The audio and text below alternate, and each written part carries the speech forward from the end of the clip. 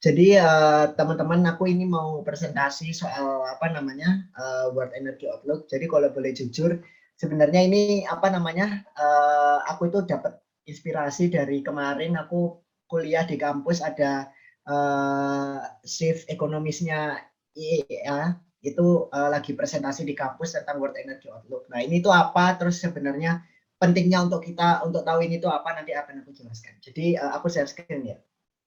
Ini sejujurnya bahkan presentasinya aku dapat dari dia nggak tak edit sama sekali. Tapi aku bisa nyampaikan kok ya semua. Nah, Mas Bang, ya. Jadi ini aku memberikan kalian apa kuliah yang sama dengan di kampusku persis. Jadi pertama-tama buat teman-teman yang belum tahu ya, IEA itu kan tadi udah dijelaskan ya sama kelompok Jatiluhur tentang suatu organisasi yang didirikan di negara-negara maju ya, OECD. Apa namanya? Jadi dia itu EEA itu sebenarnya udah terbentuk dari tahun 70-an. Dia itu dibentuk untuk oleh negara maju untuk merespon oil crisis tahun 73 sejarahnya. Kalian pernah dengar nggak dulu tahun 73 ada oil boom atau oil crisis ya, di mana itu negara-negara produksi oil termasuk Indonesia waktu itu sengaja mengurangi suplainya ke negara-negara maju karena perang di Arab. Akhirnya apa ya? Karena Israel perang nyerang Palestina ya, nyerang mana ya lupa. Pokoknya intinya karena perang di Arab, akhirnya negara-negara Arab yang produksi minyak itu menyetop suplainya. Nah itu akhirnya negara Eropa sama Amerika kan bingung tuh. Nah, akhirnya bentuk organisasi ini. Tujuannya itu cuma satu sebenarnya, ngamanin energi security. Apa itu energi security? Yang dalam konteks ini adalah keamanan untuk suatu konsep untuk mengamankan suplai energi. Nah waktu itu kan masih bergantung pada minyak, tapi kesini-sininya karena sudah berkembang teknologi segala macam, akhirnya nggak fokus ke minyak doang, tapi juga ke energi terbarukan. Ditambah lagi dengan konteks apa namanya Paris Agreement ya, dekarbonisasi. Terus akhirnya EEA ini juga fokus ke transisi energi, gitu, nggak cuma ke energi security aja. Nah, itu pengantar sedikit ya untuk IEA dan World Energy Outlook itu apa sih? World Energy Outlook itu sebenarnya itu sesimpel ini, proyeksi. Jadi gimana IEA memproyeksikan lanskap ekonomi dan energi untuk masa depan gitu. Nah, jadi aku kan ngasih judul ke diskusi ini kan mewujudkan mimpi menjadi kenyataan kan. Apa maksudnya? Karena ini mewujudkan mimpi itu sebenarnya mimpi yang disusun oleh IEA. Itu tentang gimana caranya kita di masa depan itu bisa dunia yang energinya secure dan sustainable dan affordable. Nah, ini Outlook ini diterbitin tiap tahun, benar tadi kelompok Jatiluhur, dan tahun ini konteksnya yang paling penting itu tentang apa namanya transisi energi ke net zero emission.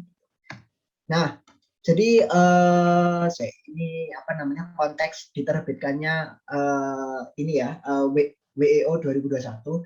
Jadi ada beberapa konteks. Yang paling penting itu pertama tentang COP26. Teman-teman ngikutin kan ya. Kita kan bulan November ini ada climate conference di Glasgow di Scotland. Itu target utama itu kenapa dia nggak penting? Karena ini merupakan COP kelanjutan dari Paris Agreement yang untuk mengupdate NDC atau National Determined Contribution. Nah, di sini itu kita apa namanya dunia itu sedang heboh karena gimana caranya nurunin emisi pasca Paris Agreement, itu intinya. Nah, menjelang COP26 itu ada beberapa kejadian yang sempat menggentarkan dunia. Pertama itu ini apa namanya krisis energi di Eropa lagi karena harga gas dan listrik, power dan batu bara itu naik. Kenapa demikian? Karena tahun lalu kan sebenarnya COVID ya, COVID yang lagi awal-awal, terus habis itu energi apa namanya sektor energinya, sektor industri itu mati semua, nggak ada yang jalan, pabriknya tutup, lagi lockdown segala macam. Nah akhirnya energi yang digunakan itu cuma untuk energi sektor rumah tangga doang. Jadi untuk listrik rumah tangga sama pemanas kalau di Eropa dalam konteks musim dingin. Nah terus orang-orang Eropa itu naif, dia itu bikin kebijakan transisi energi tapi mau ambisius gitulah intinya. Jadi pembangkit listrik batu bara ditutup, gas dikurangi segala macam karena menganggap permintaan energi tidak akan naik. Ternyata tahun ini kan COVID sudah tutup, terus pabrik-pabrik pada buka. Nah, karena pabrik pada buka, akhirnya sumber energinya berkurang, sumber energi yang diproyeksikan itu kurang gitu. Nah, akhirnya di Inggris sama di Jerman sama di Eropa Barat itu negara-negara ini kekurangan sumber energi. Jadi yang awal kan gas kan sebenarnya nggak dipakai, misalnya gas sama batu bara itu kan nggak dipakai cuma buat pembangkit listrik untuk rumah tangga juga doang kan, tapi juga untuk industri, untuk nyalain apalah kompor itu, terus bikin amonia, bikin untuk industri pengobatan, industri mobil, segala manufaktur segala macam itu kan butuh kan gas gitu lah.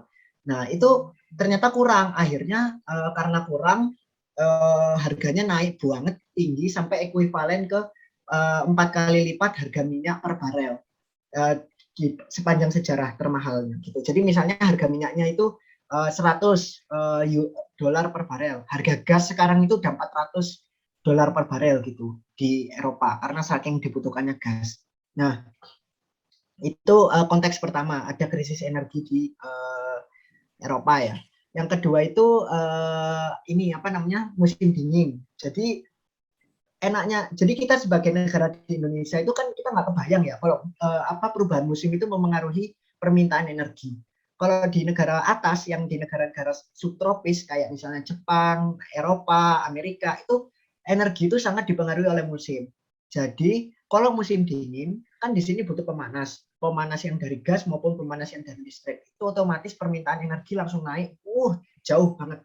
Dibanding Indonesia kan cuma musim panas sama musim hujan, jadi nggak ngaruh. Nah itu nggak diperhitungkan sama padahal udah obvious banget ya musim dingin bakal naik permintaan, tapi mereka mesti selalu luput gitu memperhitungkan itu. Nah konteks ketiga adalah terbentuknya lanskap ekonomi baru di mana angin, panel surya sama electric vehicle atau mobil listrik itu semuanya itu tiap tahun itu menghasilkan rekor baru. Jadi permintaannya naik terus gitu. Nah, ini sebenarnya konteks ketiga ini nggak terlalu terasa di Indonesia ya. Karena di Indonesia ya seperti kalian tahu kita masih sangat tergantung ke batu bara, terlepas dari ada PLTS Cirata, PLTS apa proyek sejuta energi surya, tetap kita itu masih lambat banget konteksnya. Nah, yang terakhir itu karena pandemi, energi akses itu berkurang. Jadi kalau kalian tahu kan PBB itu punya target untuk semua orang harus punya seenggaknya akses ke energi gitu melalui elektrifikasi. Nah, jadi PBB itu punya target tahun 2030 di SDG semua orang terelektrifikasi dengan sumber energi yang sustainable gitu. Nah, karena pandemi yang awalnya ada progres itu orang yang tanpa listrik itu semakin berkurang dari berapa miliar jadi berapa ratus juta. Sekarang itu konstan, nggak ada perbaikan sama sekali karena pandemi ya orang nggak bisa bikin proyek gitulah.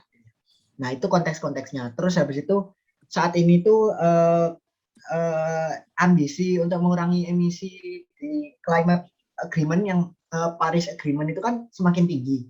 Tapi ternyata data dari permintaan energi dan juga emisi itu nggak sesuai dengan ambisi yang dikeluarkan. Kalau kalian ngikuti semua negara kan sekarang keluar net zero gitu. Tapi kenyataannya emisi tetap bertambah. Terus habis itu energi terbarukan itu walaupun rekor setiap tahun gitu ya, tapi tetap masih kalah kapasitasnya dengan energi fosil. Gitu. Nah, jadi World Energy Outlook tahun ini itu dikeluarkan untuk merespon konteks-konteks tersebut. Jadi ada 3 skenario. Yang pertama itu skenario state policies atau berdasarkan kebijakan seluruh negara di dunia yang ada saat ini. Nah, itu mereka kayak memodeling gitu permintaan energi seperti apa di masa depan, emisinya seperti apa di masa depan. Terus habis itu ada juga skenario announced pledge atau janji-janji yang sudah ditetapkan oleh negara-negara di dunia. Kalau misalnya semua negara itu berjanji untuk misalnya net zero by 2050 tahun 2050 atau 2060, terus mereka mematuhi janji tersebut, maka emisi dan energinya akan seperti ini. Nah, itu sudah diproyeksikan juga sama IEA di WEO ini. Yang terakhir itu WEO ini juga merespon untuk energi security, kembali lagi ke core-nya. Karena tadi seperti yang saya sampaikan di awal kan IEA itu dibentuk untuk mengamankan suplai energi di negara-negara maju ya. Jadi sekali lagi nih untuk gimana caranya mengamankan energy security sebenarnya. Nah itu konteks WO, konteksnya aja udah panjang ya. Terus apa sih isi World Energy Outlook itu? Nanti teman-teman di akhir harus jawab pertanyaan yang aku share di grup ya. Oke. Kok gak bisa? Ya. Oh ini. Nah, menurut WEO yang diproyeksikan tahun ini, apa namanya, emisi dunia itu sudah mulai turun teman-teman. Jadi seperti yang kalian bisa lihat di layar, saat ini dunia itu sudah mengalami penurunan emisi. Jadi awalnya kalau kalian lihat yang di garis, nah ini yang di garis merah itu adalah sebelum Paris Agreement. Nah Paris Agreement itu kan tujuannya mengurangi emisi kan. Nah setelah Paris Agreement sekarang berdasarkan kebijakan yang sudah ditetapkan negara-negara yang ada saat ini itu sudah berkurang dari yang awalnya itu 60 juta CO2 ekuivalen gigaton itu berkurang menjadi sekitar 40 juta berdasarkan kebijakan yang ada saat ini. Nah, kalau misalnya seluruh negara itu menepati janjinya untuk mengurangi emisi sampai net zero by 2050, net zero by 2060, kayak Indonesia juga kan ngomong 2060 net zero gitu ya. Kalau semua negara saat ini itu menepati janjinya untuk mengurangi emisi itu tercapai, maka pada tahun 2050 emisi gas rumah kaca dunia itu akan berkurang sampai sekitar 20 jutaan. Nah, tapi kan sebenarnya kalau kalian lihat target dunia itu sebenarnya supaya gimana caranya itu supaya tetap naiknya itu nggak lebih dari 1,5 derajat Celcius, itu kan harus emisinya harus nol kan. Jadi sebenarnya emisi nol itu bukan berarti kita nggak menghasilkan emisi, tentu hidup itu menghasilkan emisi, tapi gimana caranya kita juga punya kapasitas yang sama untuk menyerap karbon tersebut. Nah, ini masih ada gap sekitar 20 juta gigaton ekuivalen tahun 2050 dari target dari yang sudah target yang sudah ditetapkan negara-negara sampai ke net zero, sampai ke nol gitu. Nah, itu masih ada gap sekitar 20 juta. Tapi itu sudah jauh lebih baik lah ya, daripada sebelum Paris Agreement itu 3 kali lipatnya emisinya itu diproyeksikan. Nah,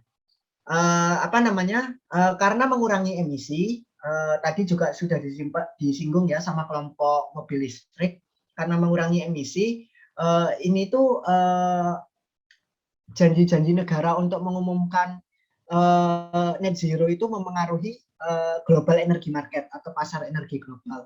Seperti apa? Jadi kalau misalnya kalian lihat di layar itu kalau misalnya kita berdasarkan stated policy skenario atau skenario yang kebijakan negara yang saat ini ada itu permintaan oil itu akan naik terus sampai 2030. Tapi kalau berdasarkan harusnya ya, kalau berdasarkan skenario yang sudah diumumkan negara-negara itu bakal turun permintaannya atau nggak turun konstan. Pokoknya nggak sampai 100 miliar barel per hari. Nah, sama dengan gas juga gitu. Nah, bedanya adalah yang di solar PV dan angin. Jadi kalau energi terbarukan itu proyeksi manapun pasti naik, baik itu proyeksi kebijakan yang ada saat ini ataupun berdasarkan janji-janji negara-negara non-place itu ya. Gimana sih cara pronunciasinya? Non-set pledges gitu ya. Nah, itu pasti naik, tapi tentu naik lebih tinggi kalau yang berdasarkan skenario yang non-pledge. Karena kan kalau dalam skenario yang janji negara untuk net zero pasti proporsi panel surya dan anginnya juga lebih tinggi daripada yang proporsi yang di kebijakan yang ada saat ini kan, stated policy skenario gitu. Nah, terus untuk energi fosil itu ternyata ada satu komoditas yang benar-benar akan istilahnya phase out gitu. Phase out itu dia makin lama akan berkurang dan habis di masa depan. Nah, itu batu bara. Nah, berdasarkan non-split scenarios atau janji yang ditetapkan oleh negara-negara, batu bara itu awalnya kan ini kapasitas yang terinstal ya. dalam gigawatt. Ini ingat ya, ini kapasitas yang terinstal, bukan jumlah pembangkitnya, tapi kapasitasnya. Nah, batu bara itu diproyeksikan itu akan turun drastis tahun 2050, dari awalnya itu sekarang udah di atas 700 gigawatt, tahun 2050 itu bahkan nggak sampai 100 diproyeksikan. Nah, oleh karena itu komoditas batu bara ini diprediksi akan turun permintaannya dari tahun ke tahun. Gitu. Nah, ada yang paling besar pengaruhnya di sini adalah sebenarnya itu Cina. Kenapa Cina? Karena Cina itu saat ini merupakan satu-satunya negara yang mau memberikan uang untuk proyek baru untuk pembangkit batu bara. Nah, apa namanya pembangkit tapi Cina itu kemarin baru-baru ini akhir tahun 2020 itu pidato di apa namanya forum sidang umum PBB, Xi Jinping itu mengagetkan dunia karena dia ternyata janji kalau dia akan menyetop public funding atau pembiayaan proyek batubara baru di luar negeri. Nah, itu jadi suatu kemajuan yang luar biasa. Ternyata kalau misalnya Cina masih memberikan bantuan dana ke luar negeri, itu kapasitas coal di masa depan masih akan relatif tinggi. Tapi karena Cina itu sudah berjanji mengurangi, itu selisihnya akan jauh banget gitu. Karena karena kan proyek batu bara yang baru itu rata-rata di negara berkembang, dan negara berkembang rata-rata dapat duitnya ya dari pemerintah Cina, termasuk di Indonesia juga selama 1 dekade terakhir ini. Nah, ini apa namanya yang paling penting dari WEO ini, itu gimana caranya kita mengurangi gap atau selisih antara emisi dari skenario yang ada sampai ke net zero. Nah, selisihnya ini kalau kalian teman-teman bisa lihat di layar itu masih kalau di sini kan tahun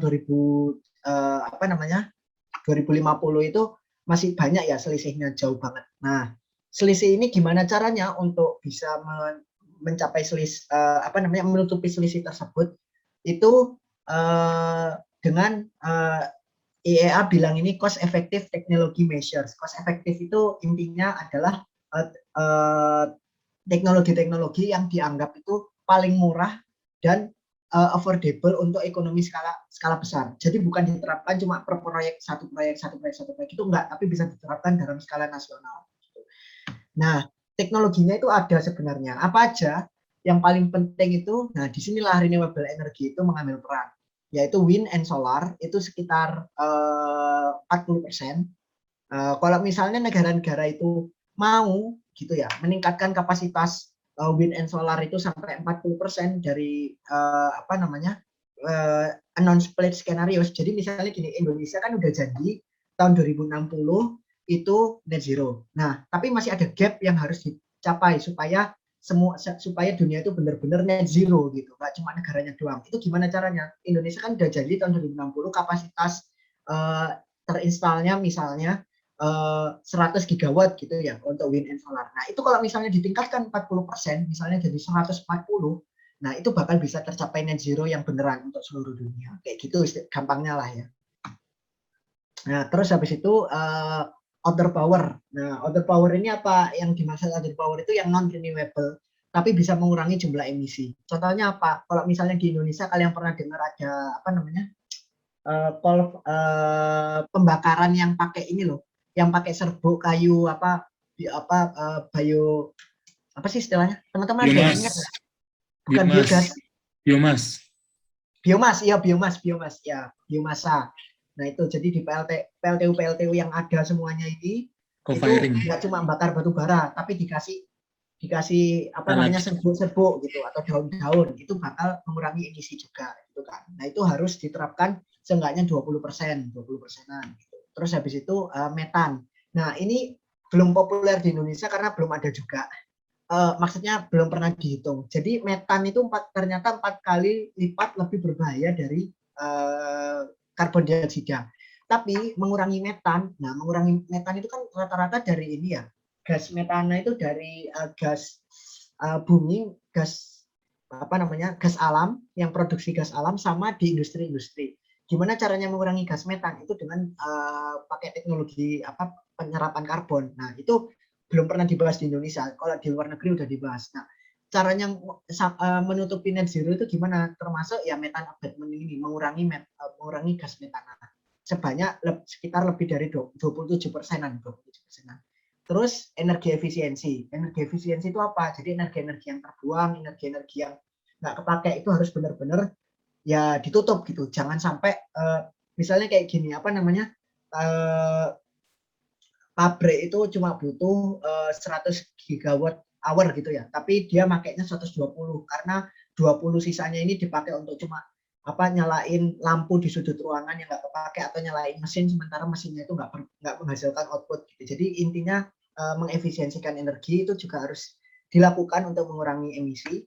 Sama yang terakhir itu mobil listrik dan measure lain-lain. Nah, jadi sebenarnya itu udah ada caranya untuk mengurangi emisinya ini. Tapi ya intinya sih harus meningkatkan proporsi cost effective solution ini ke dalam non-spread skenario negara-negara yang udah diumumkan itu. Termasuk Indonesia kan udah ngumumin. Nah, dia itu punya target tuh berapa persen itu harus ditingkatin semua. Nah, ini kita ngomongin selanjutnya adalah tentang perdagangan energi internasional. Kalau tahun 2019 komoditas yang paling populer itu tentu minyak. Terus habis itu natural gas, gas alam, ada batu bara, sama critical minerals. Nah, ternyata kalau berdasarkan non-split scenarios, lanskap perdagangan internasional itu berubah, teman-teman. Seperti yang kalian bisa lihat di layar, coal itu sudah nggak terlalu besar proporsinya, turun 4%. Yang naik tinggi banget itu adalah critical minerals. Apa itu critical minerals? Itu bahan-bahan yang dibutuhkan untuk membuat energi alat-alat energi terbarukan, kayak misalnya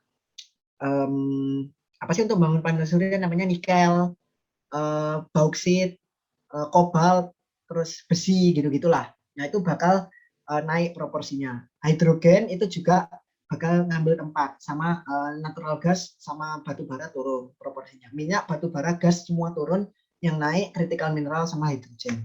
Nah, kalau berdasarkan jadi IEA itu juga memproyeksikan satu model itu yang net zero skenario. Kalau misalnya semua negara itu patuh kepada cost effective measures yang disebutkan IEA tadi.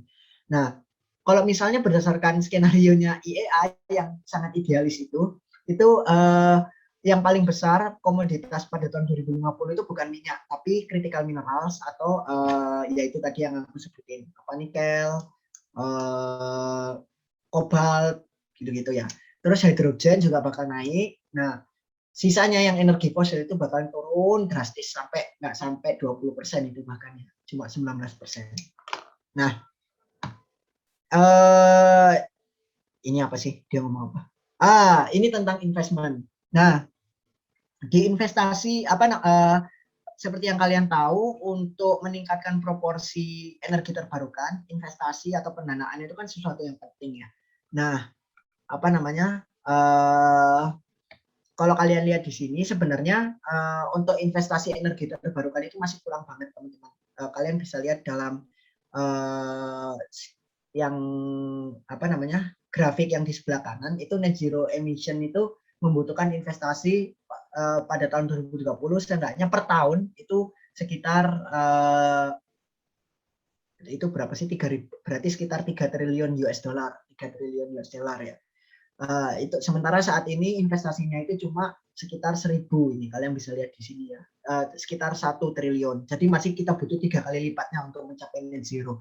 Nah, sementara itu investasi di oil and gas investment itu sebenarnya harusnya dikurangi kan dari tahun ke tahun supaya produk-produknya itu nggak makin berkembang gitu. Nah, tapi sementara kalau yang berdasarkan investment untuk oil and gas itu sebenarnya sudah sesuai dengan net zero skenario gitu. Jadi ya segini-segini aja, jangan sampai naik tinggi-tinggi banget. Nah, terus habis itu ini tentang ngomongin price volatility atau misalnya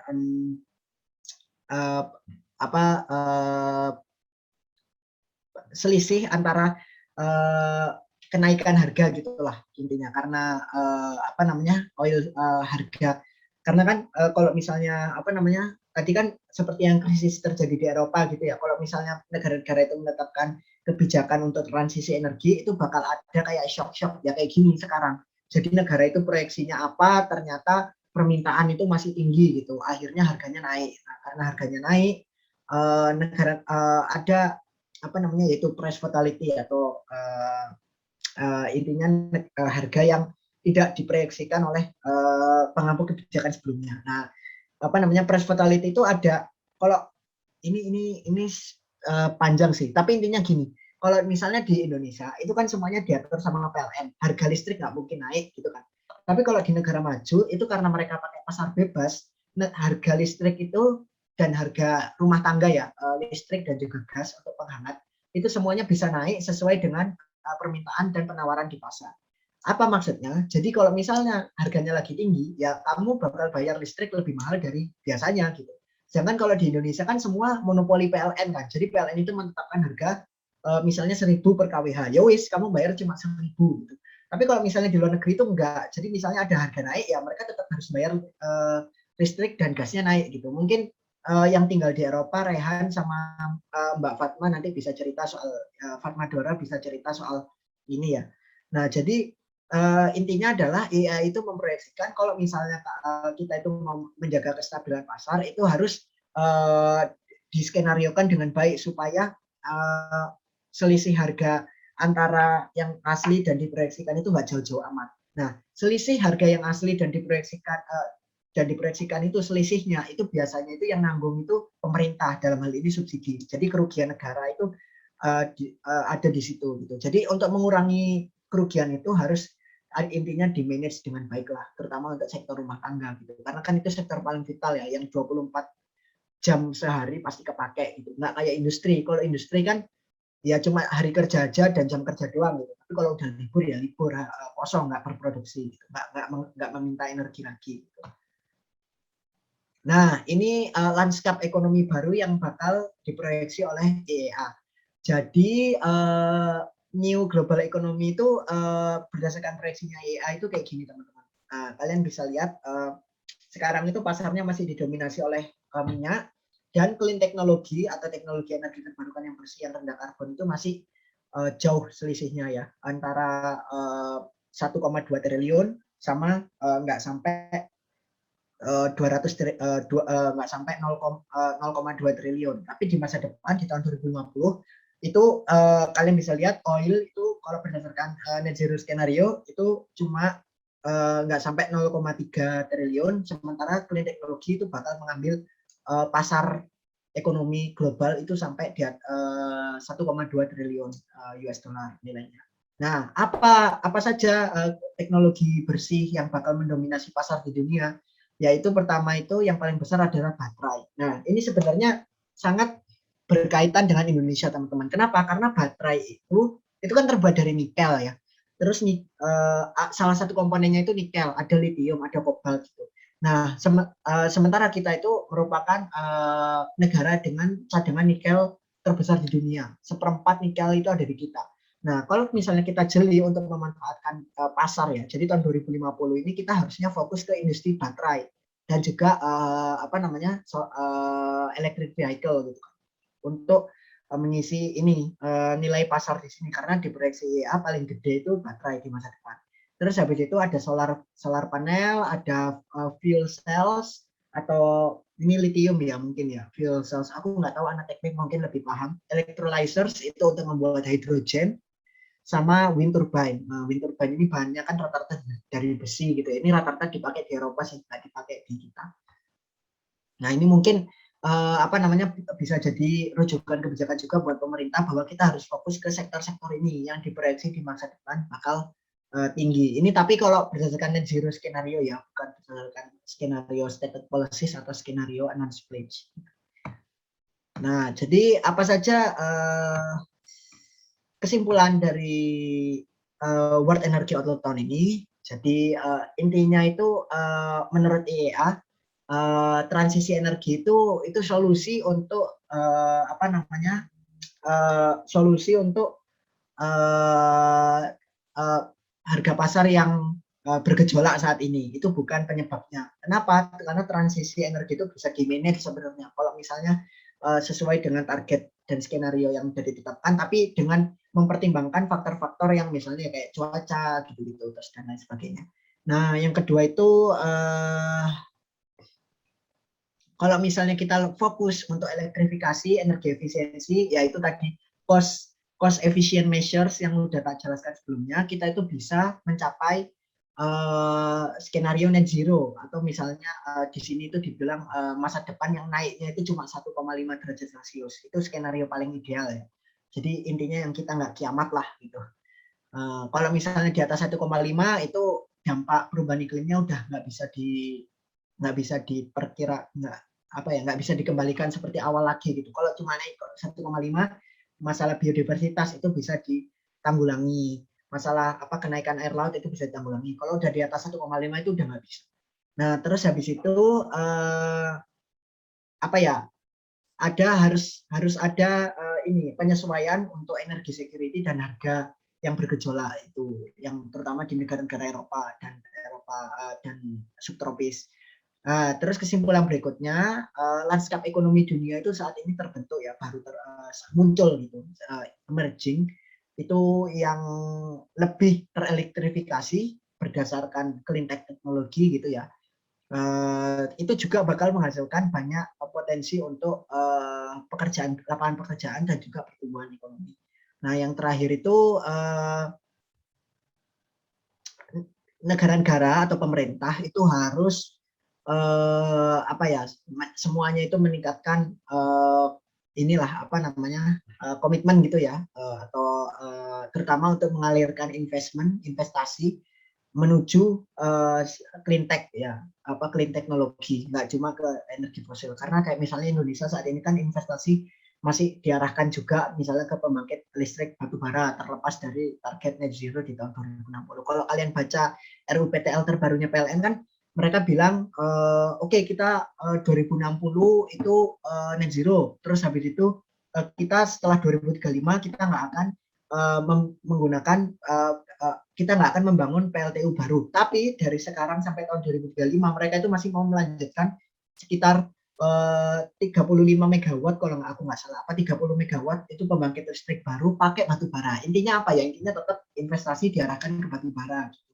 Jadi ini hal-hal kayak gini ini yang harus ditingkatkan, harus ditiadakan dan meningkatkan komitmen untuk clean teknologi untuk menuju ke COP26 di Glasgow. Oke, jadi aku ngedabrus wakeh. Mungkin teman-teman mau komen atau mau apa, silahkan. Terima kasih. Sama Bang. Ya, silakan teman-teman kalau mau berkomentar. Aku kebanyakan ngomong kayaknya ya. Kalau ada yang nggak jelas bilang loh ya. Oh, iya. Jadi mungkin kita langsung masuk ke diskusinya aja ya. Kita bawa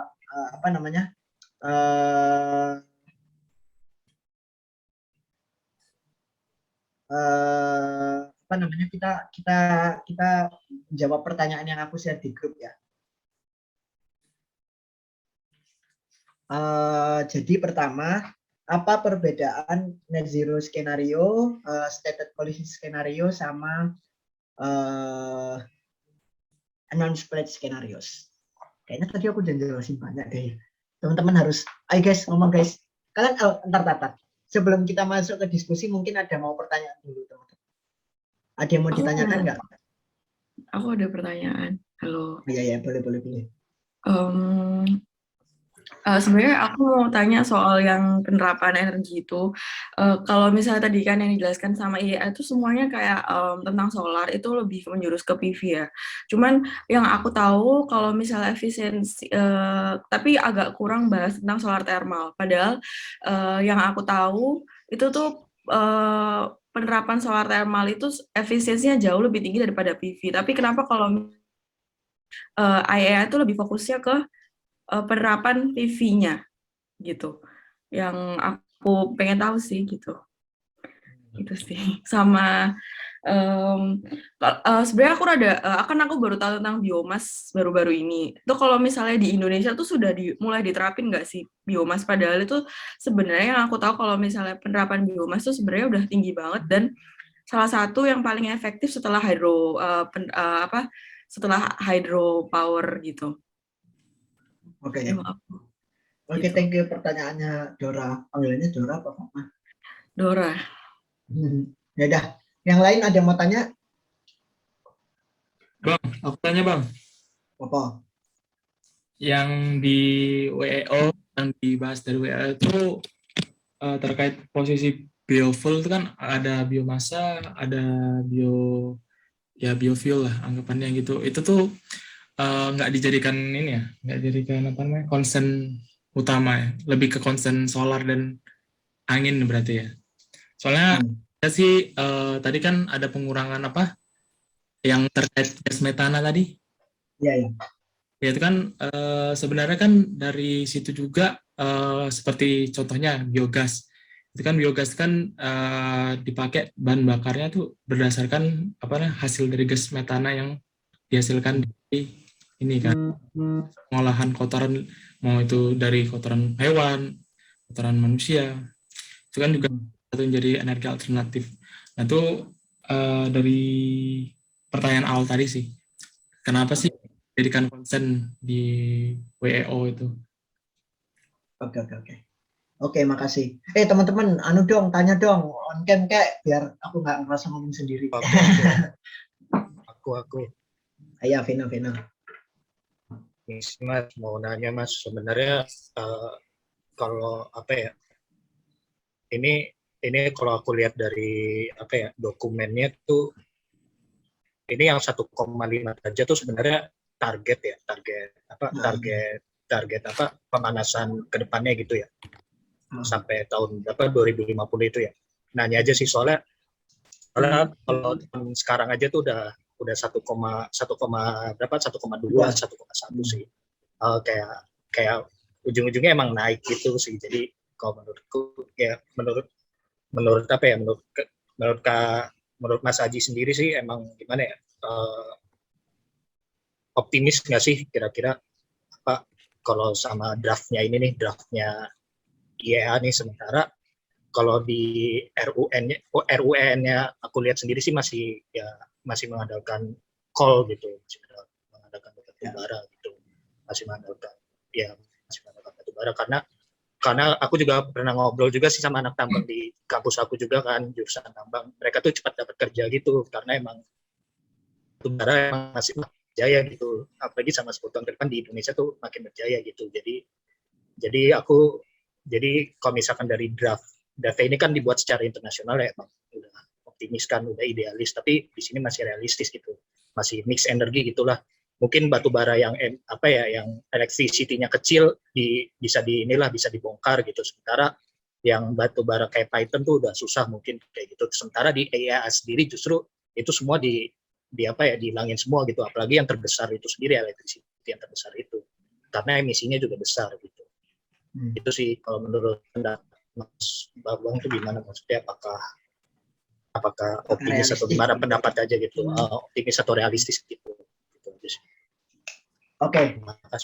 Jadi aku disclaimer dulu ya, kan aku nggak pernah magang di IEA, aku juga nggak pernah aku nggak pernah terlibat dalam pembuatan WEO. Jadi aku sendiri nggak tahu alasan detail tentang ini. Aku juga tahunya itu ya dari diskusi-diskusi yang di kampus sama baca dokumennya gitu. Walaupun aku juga nggak ingat semua 370 halaman baca sampai tuntas, ya nggak juga sih. Kalau boleh jujur aku skimming, tapi aku baca yang itu executive summary, terus masing-masing bab itu aku baca pengantarnya itu sama kesimpulannya, terus ya itu yang aku ingat di situnya sih. Jadi aku nggak terlalu paham. Jadi kalau misalnya ada yang miss ya aku minta maaf gitu. Mungkin kita bisa diskusikan lebih lanjut. Tapi sebenarnya ini menarik ya teman-teman ya. Pertanyaannya Mbak Dora tadi soal solar thermal sama solar PV. Nah ini sebenarnya yang nanti pertanyaan kritis yang mau aku ajukan di ini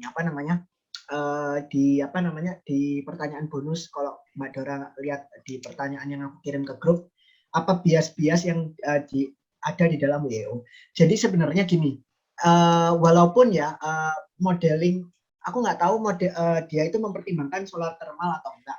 Tapi kenapa solar PV? Karena pertama itu untuk meningkatkan energi akses di negara fokusnya IEA itu kan selain energi security dan sustainability juga affordability kan. Nah, sementara ini yang paling affordable itu solar panel karena harganya itu turun dari tahun ke tahun. Kalau solar thermal itu kayaknya harganya nggak seturun solar panel gitu. Jadi aku nggak tahu apakah mereka memproyeksikan solar thermal ke dalam skenario net zero sebanyak solar panel gitu. Kalau solar panel itu pasti diproyeksikan karena harganya itu paling murah dan juga dia itu bisa diinstal di daerah-daerah yang ini kan yang rural-rural gitu loh. Apa sih yang jauh, yang off grid itu istilahnya.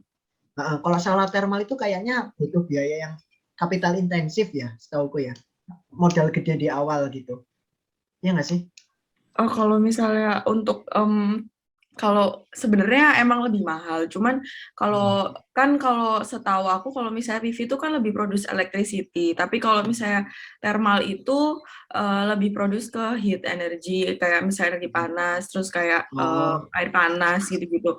Ini disclaimer, aku nggak tahu benar atau nggak, mungkin karena kebutuhan elektrisiti itu lebih banyak daripada kebutuhan air panas. Mungkin kebutuhan air panas itu bisa dicari dari teknologi yang lain daripada solar thermal, mungkin yang lebih murah. Itu mungkin dari aku. Jadi kenapa mungkin PV itu lebih diutamakan gitu. Tapi ya tahu ya tahu enggaknya. Iya, that makes sense sih. Karena menurutku juga fokus ke IEA itu kan lebih ke elektrifikasi kan. Gimana caranya Oh iya, mengurangi mungkin itu. kan elektrifikasi. Sementara kalau untuk pemanas, ya benar sumbernya itu banyak yang lain gitu. Dan apa namanya, kalau pemanas itu pemanas pakai solar itu masih kalah sama pemanas pakai gas gitu nggak sih menurutku? Iya sih, salah satunya juga. Jadi atau pemanas jadi menurutku memang fokusnya ke elektrifikasi sih, meningkatkan kapasitas listrik yang terinstal pakai solar PV. Itulah kenapa solar PV itu benar-benar digembar-gemborin sama IEA. Solar PV emang sama wind turbine. Iya, emang karena untuk solar thermal dia nggak bisa memproduksi electricity. Iya, itu juga sih, ya benar-benar. Yes. Nanggapin dong, untuk yang solar thermal tadi itu kembali lagi ke ini juga nggak sih Bang? Apa namanya, cost efektif terkait pembangkit. Kan sebenarnya ada juga yang sistem solar thermal pakai molten salt atau garam cair itu otomatis kan biaya dari komponen-komponennya, apalagi kalau misalnya terkait pembangkitan listrik itu menggunakan panas.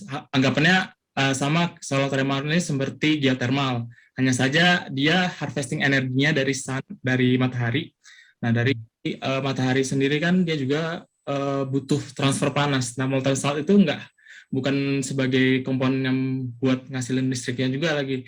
Nanti dia bakal ditransfer panasnya dari garam cair tadi ke air, kemudian dari air kan nguap jadi steam.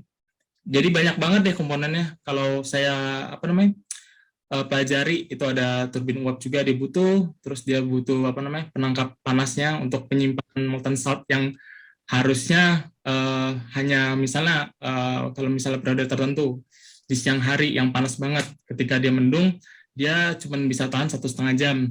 Nanti ketika ada penangkap panasnya atau vacuum chambernya buat molten saltnya itu dia bisa tahan sampai sore hari, mungkin 6 jam atau 8 jam gitu. Nah itu banyak komponen ke arah cost efektif tadi jadinya. Mungkin kali ya kalau misalnya dibaca dari penjelasan Babang tadi. Ya, jadi intinya ada penjelasan teknisnya karena ini nggak cost efektif gitu ya. Tuh. Yang kedua itu IEA lebih fokus ke elektrifikasi daripada pemanas. Karena menurut mereka kalau sektor pemanas itu udah nggak menghasilkan emisi sebesar sektor power generation. Kan memang masalahnya sekarang ini permasalahan penghasil emisi terbesar itu kan yang paling gede kan pertama power kan, listrik, karena batu bara itu udah gede banget itu emisinya. Yang kedua selain power itu adalah sebenarnya bukan pemanas tapi industri, sektor kayak ya pabrik-pabrik, manufaktur gitu-gitu. Nah, sektor industri ini dikuranginya itu juga bukan dengan solar thermal tapi dengan hidrogen sebenarnya. Makanya mereka lebih banyak nyinggung hidrogen kan untuk hard to abate sektor, apa sih istilahnya, sektor-sektor yang susah untuk dikurangi emisinya gitu. Jadi ya mungkin itu alasan teknisnya kenapa mereka nggak fokus ke solar thermal menurutku ya. Nah, tapi nanti bakal ada alasan lain juga kenapa mereka sangat bias gitu dengan solar PV dan wind turbines gitu. Menurutku nanti akan kita bahas di akhir. Terus pertanyaan terkait biomas di Indonesia sudah mulai apa enggak? Setauku sudah mulai di Python ya. Teman-teman ada yang ngikutin nggak ya soal biomas di Indonesia? Setauku aku pernah dengar kita udah Ada mulai Mas di Python mau nambah. di Python ya. Ada di Python. Udah ada 17 PLTU call, namanya PLTU apa? Call firing gitu, kayak dia tuh nyampurin batu bara sama biomasa digabung gitu. Limbahnya biomasa tuh kayak sawit, kayak apa? Iya, iya. Gitu udah digabung. Ya intinya itu sebenarnya ngobong apa sing bisa dikobong kan. Bakar apa yang bisa dibakar gitu kan. Sebenarnya sesimpel itu. Cuma iya bener kan. Cuma itu gimana caranya ngurangi emisi. Nah, kalau biomas itu kan memang emisinya relatif kecil daripada batu bara kan. Jadi ya udah apa sing ono dikobong aja. Cuma yang aku bingung yang aku pertanyakan dari biomas ini, apakah dengan ngobong biomas ini mengurangi power yang dihasilkan? Apakah akan mengurangi jumlah listrik yang dihasilkan? Kalau misalnya nih bakar selama 1 jam dengan batu bara full gitu ya, itu bakal menghasilkan misalnya 1 terawatt-hour misalnya kapasitasnya. Nah, kalau misalnya pakai biomas, apakah akan berkurang sedikit gitu, jadi 0,8 gitu misalnya. Itu pertanyaan pertama. Pertanyaan kedua itu soal ini biomas ini kan sebenarnya tadi juga ini kan dibahas di cost effective measure untuk mengurangi emisi. Tapi biomas seperti apa yang harus gitu? Apakah hanya kayu atau kan itu nggak jelas ya klasifikasi biomasnya menurutku sih. Kalau misalnya itu dijelaskan detail gitu ya sampai ampas tumbuhan, ampas apa itu mungkin lebih baik. Tapi kalau misalnya cuma biomas gitu aku takutnya agak ada yang misleading juga. Bukannya pembakaran kayu juga menghasilkan emisi ya? Nggak tahu sih. Kalau menurut teman-teman gimana? Tapi ya ini di Indonesia udah mulai sih. Mau nanggepin. Kalau dari BPPT sih itu kalau yang tadi PLTU yang di Python yang campur coal sama biomasa itu tuh kandungannya itu 90/10. Coalnya 90 ya. Biomasanya 10. Jadi kalau misalkan electricity-nya biomasa, kata temanku yang di jurusan renewable energy juga itu 25% paling besar itu sawit, itu biomasa sawit. Kalau yang lain di bawahnya 25%, jadi electricity-nya masih kecil. Mungkin kalau misalkan secara ilmiah yang PLTU coal yang tadi yang gabungan itu tuh belum ada secara ilmiahnya, belum ada yang meneliti gitu. Cuman kalau misalkan dari kandungannya sih mungkin bisa dilihat, mungkin bisa memperkecil electricity sih, karena emang kandungan coal kan batu bara kan ya seperti yang kita tahu seperti itulah. Kalau misalkan tambah biomasa kan lebih kecil kayak. Iya, aku juga gitu sih. Mungkin ini teman-teman teknik berarti ya, terutama teknik elektro dan teknik mesin yang masalah pembangkit listrik ini. Apakah dengan pencampuran biomasa itu akan mengurangi apakah akan mengurangi daya yang dihasilkan gitu. Nah, menurutku juga pertanyaan tadi Mbak Dora soal biomas kan menurutku ini Indonesia itu negara yang paling maju untuk biomas karena kita punya sampah sawit gede banget kan. Yang masalah itu di luar negeri, apa yang harus mereka bakar gitu kan? Apakah daun, apakah kayu? Mereka udah nggak punya kayu, nggak punya lahan kan masalahnya. Kalau kita kan banyak kan sampah biomas. Jadi ya menurutku ini untuk Indonesia udah bukan masalah karena kita yang paling mengawali. Bahkan menurutku juga solusi ngobong PLTU itu Indonesia anjir yang ngusulin. Soalnya kita yang paling maju di situ karena kita punya PLTU banyak sama kita punya biomasa banyak gitu. Sementara ekspornya India juga kan, tinggi. Apanya? Ekspornya juga tinggi Indonesia. Iya, ekspornya tinggi. Makanya kita paling maju masalah biomasa itu. Tapi negara lain belum sama sekali. Bahkan di Eropa juga nggak populer biomasa dikobong. Kalau misalnya aku menanggapi yang di Eropa itu, jadi kan kemarin sempat ada seminar juga. Kalau misalnya aku kurang tahu kalau misalnya di Eropa secara umum, tapi kalau misalnya di Jerman itu penerapan biomasa salah satu yang paling tinggi. Jadi kalau misalnya di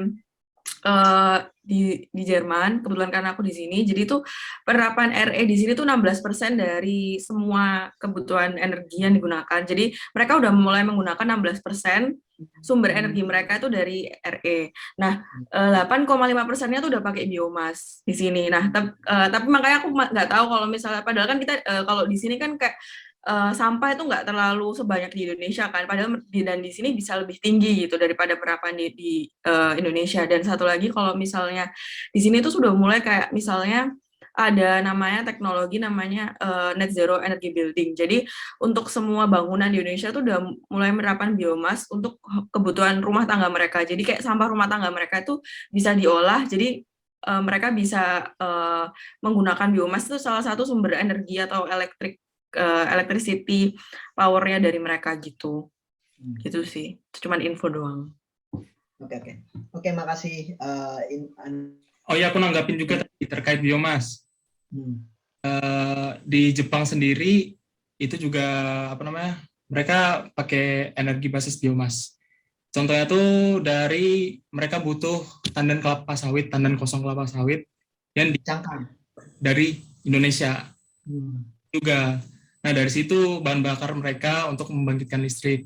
Mungkin aku nggak tahu ya kalau misalnya di Eropa atau di Jerman itu melakukan kebijakan seperti itu juga. Cuman intinya contohnya seperti itu sih. Dari Jepang itu seperti itu.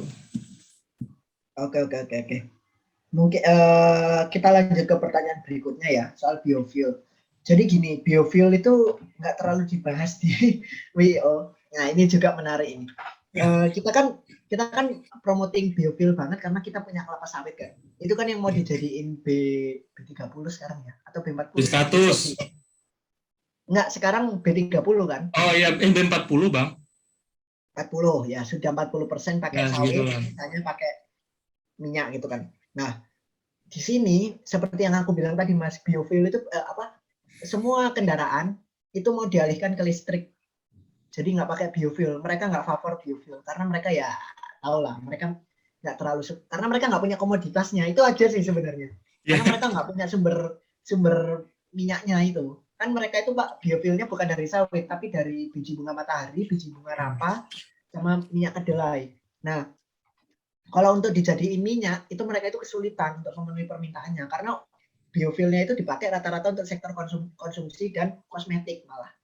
Itu aja udah habis gitu. Itu belum untuk biofuel yang di sektor ini di sektor transportasi. Nah, di transportasi mereka maunya semua pakai listrik. Itu sih.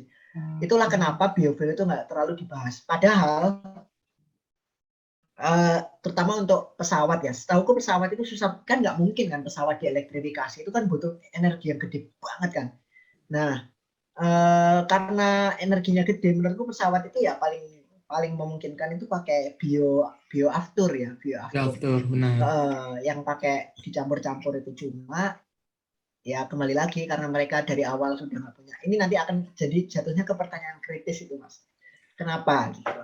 Menurutku. Soalnya yang aku permasalahan itu biogas sih, lebih ke biogasnya. Kayak pemanfaatan biogas di luar negeri itu ada nggak sih contohnya? Apakah mereka emang bergantung sepenuhnya ke thermal ya, yang seperti dijelaskan sama Mbak Dora itu? Menurutku mereka bukan sepenuhnya, lebih besar bergantung ke thermal daripada biogas. Aku nggak tahu kenapa mereka itu nggak memanfaatkan biogas banget itu. Kayak misalnya dari tinjanya orang gitu kan, dijadiin energi apa gitu. Mereka itu enggak. Apalagi mereka udah water treatment kan udah terpusat ya. Dari situ pengaruhnya juga udah kayak lebih dibersihkan gitu. Nggak ngerti juga sih. Nah itu mereka itu nggak memanfaatkan itu untuk listrik, tapi somehow mereka itu pakai biogas itu terbatas banget gitu. Nggak tahu kenapa ya. Itu juga nggak ngikutin sih. Padahal untuk gas metana itu ya itu tadi, apa karena aku nggak tahu sih, apa karena mereka nggak suka gas metan ya, jadi mereka nggak mau pakai yang menghasilkan gas metan gitu mungkin. Itu nanti juga akan kita bahas di ini sih, tentang biofuel dan biogas ya. Sama yang tadi batu bara Mas. Nah, ini tadi yang tanya siapa, Mas Vino ya? Vino. Ya, Vinonya cabut. Ya wis. Tapi kalian kalau mau sholat bilang aja loh. Ini jam berapa sih di Indonesia? Jam 5. Jam 6. Sudah masuk maghrib di Wita. Di Wita belum kayaknya. Oh ya wis. Oke. Enggak, bentar aja ya. Jadi menurutku tadi kan udah dijelasin kalau misalnya AI ini ada skenario yang paling idealis itu yang net zero itu benar-benar mengurangi proporsi batu bara dan minyak dan gas gitu ya. Energi terbarukan semuanya dinaikkan. Apakah itu realistis? Jawabannya ya realistis. Bukan ya bisa gitu. Karena ini kan modeling ya. Semua berdasarkan kondisi ideal yang dimodeling berdasarkan pakai hitungan matematika. Tapi ada tapinya. Nah, energi itu kan lanskap energi dan ekonomi itu kan semuanya dipengaruhi nggak cuma dari hitung-hitungan kasar semata kan, tapi juga ada faktor geopolitik lah, faktor apalah, faktor macam-macam yang tidak bisa diperhitungkan dengan modeling gitu. Kayak misal kan modeling itu asumsinya ada asumsinya ya. Semua manusia rasional, pakai yang cost efektif semua, nggak ada hambatan politik, nggak ada hambatan regulasi. Sementara kalau di dunia nyata ya, contohnya Indonesia aja, apakah Indonesia itu bisa transisi energi ke nggak pakai batu bara? Jawabannya ya bisa gitu. Tapi kan kita udah tergantung sama batu bara, udah terlanjur pasang proyek batu bara, jadinya banyak tenaga kerja di sana, udah terlanjur apa ini. Jadi nggak bisa satu malam membalikkan telapak tangan kita meninggalkan batu bara 100% gitu dan pakai energi terbarukan. Sementara kapasitas sumber daya manusia kita juga nggak terlalu, ini sorry ya, ada yang pernah magang di PLN atau kerja di PLN nggak sekarang? Menurutku juga salah satu tantangan untuk renewable energy itu menurutku yang paling besar adalah SDM. Kenapa? Kalau misalnya renewable energy itu diterapkan secara full di sektor listrik, itu harus pakai grid yang ini kan, fleksibel gitu. Jadi waktu ada intermittent dari solar harus ditutup pakai apa. Nah kan PLN kita menurutku, apa menurut kalian bisa kayak gitu? Fleksibel gitu. Sementara ini 100% full dari sumber-sumber yang non intermittent kan. Kayak misalnya hampir 100% dari batu bara sama solar, sama hydro. Yang notabene itu selalu ada gitu. Nggak ada intermitensinya. Kalau di luar negeri kan semua pakai grid kan. Nah, gridnya itu operatornya itu benar-benar aktif 24 jam sehari buat mindah-mindahin pembangkitnya dari A ke B, menyesuaikan untuk konsumsi di tempat A, B, C gitu. Kalau di Indonesia kan enggak, pokoknya ya udah semuanya sekali jalan pakai batu bara dan itu terus tinggal ini konsumsinya diambil dari pembangkit itu gitu. Enggak ada pindah-pindahan gitu. Nah, itu apa ya, tantangan juga sih buat Indonesia kalau mau keluar dari batu bara dan balik pakai energi terbarukan. Itu sih menurutku. Jadi kalau dibilang realistis atau enggak skenario ini ya realistis. Cuma apakah terjadi atau enggak, nah itu hal lain karena susah. Banyak tantangan-tantangan yang kita belum punya lah, baik dari kapasitas sumber daya manusia, politik, sampai ekonomi juga sih. Karena kan ya gimana kita mau tiba-tiba mencatin semua petambang dan pekerja di sektor batu bara kan ya nggak mungkin toh. Gitu sih. Ada yang mau ditanyain lagi? Semua ini Yusri onan deh ini tak Yus? Sholat kayak hari. Daud? Apa bang? Hah? Apa bang? Oi, apa bang? Ora, awakmu kata ngomong enggak? Enggak. Monggo lanjutin nih. Oh. Ya wes, aku sementara ini sudah sih. Ada yang mau ditanyakan nggak? Jadi kalau udah nggak, Adelia mau ngomong. Ya, aku izin nanya Kak. Terkait tadi kalau nggak salah pas Kak Aji ngejelasin kan yang dibilang baterai itu akan menjadi yang paling tinggi itu kan Kak ya, nanti di tahun. Terus apakah nanti akan kayak dijelaskan juga menjadi concern bahwa baterai kan kayak kita ketahui susah untuk di recycle gitu Kak. Nanti cara untuk recycle baterai beberapa tahun ke depan itu akan dijelaskan atau enggak kayak gitu Kak. Soalnya kan baterai susah untuk di recycle kalau nggak salah Kak. Ada teknik khususnya gitu Kak. Ya benar. Oke, terima kasih pertanyaannya Adel. Itu juga salah satu pertanyaan yang harusnya aku jujur mau tanya itu tapi nggak sempat. Jadi WO ini memproyeksikan baterai bakal jadi komoditas utama kan. Tapi gimana caranya keberlanjutan Pak? Jadi gini, untuk merawat lingkungan itu nggak cukup cuma dengan mengurangi emisi, tapi juga mengurangi pencemaran lingkungan dalam bentuk lain selain emisi. Salah satunya adalah baterai, karena baterai itu limbahnya itu luar biasa, apalagi kalau di recycle-nya nggak benar itu bisa jadi beracun apa gitu-gitu kan, ada teknik khususnya. Nah itu sebenarnya concern yang sebenarnya nggak dijelaskan juga sih dalam ekonomi circularity-nya WHO. Kan harusnya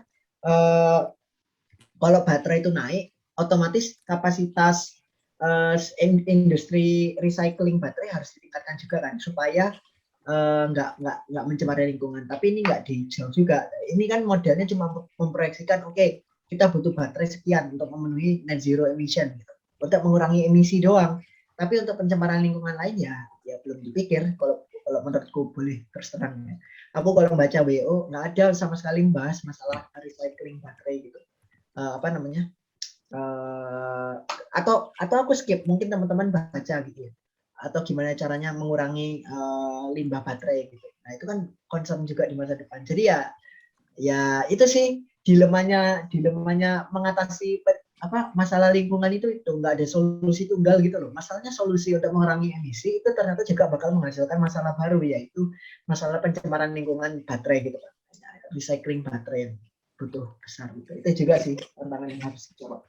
Bang, boro-boro buat recycling, buat pertambangan aja, menambangnya aja kan gimana? Belum ada regulasi yang jelas nggak sih? Maksudnya konsen kayak penanggulangan lingkungan, terus kayak ya kan anggapannya kalau menurutku ya transisi dari batu bara ke energi baru terbarukan ini bakal tetap ada sama masalah yang dari coal itu nggak terselesaikan, yaitu masalah penambangannya tadi. Karena dampak dari penambangan itu justru luar biasa malahan.